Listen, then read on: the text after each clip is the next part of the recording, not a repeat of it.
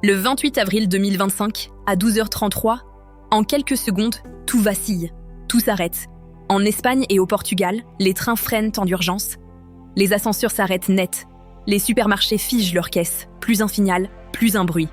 Le réseau électrique vient de lâcher. Il faudra près de 10 heures pour rétablir le courant.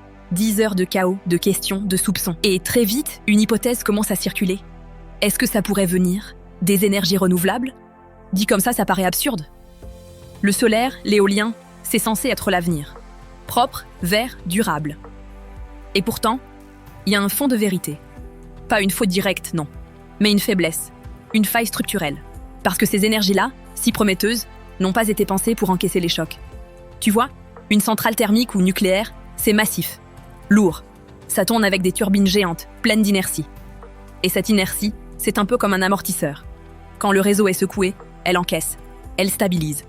Mais les renouvelables, elles sont connectées au réseau par des onduleurs. Et ces onduleurs, ils n'ont pas cette capacité-là. Ils réagissent plus lentement. Ils ne sentent pas le réseau de la même façon. Résultat, quand une perturbation survient, les panneaux solaires ne freinent pas la chute. Ils se déconnectent. Pire, parfois ils aggravent le déséquilibre en disparaissant pile quand on aurait besoin d'eux. Et ce qui complique encore l'affaire, c'est la priorité qu'on leur donne. En Espagne, comme dans beaucoup de pays, les renouvelables passent avant tout le reste. Dès qu'il y a du vent ou du soleil, on coupe ou on ralentit les autres sources d'énergie. Ça part d'une bonne intention. Consommer en priorité l'électricité la plus propre. Sauf que derrière, ça crée un vide. Moins de centrales pilotables en ligne, c'est moins d'inertie, moins de marge de manœuvre. Et ce vide, le 28 avril, s'est fait sentir. Parce qu'au moment critique, les renouvelables n'ont pas tenu. Pas parce qu'elles sont mauvaises, mais parce qu'on leur demande de jouer un rôle qu'elles ne peuvent pas assumer seules. Alors, est-ce que ce sont elles qui ont fait tomber le réseau électrique? Non, pas directement.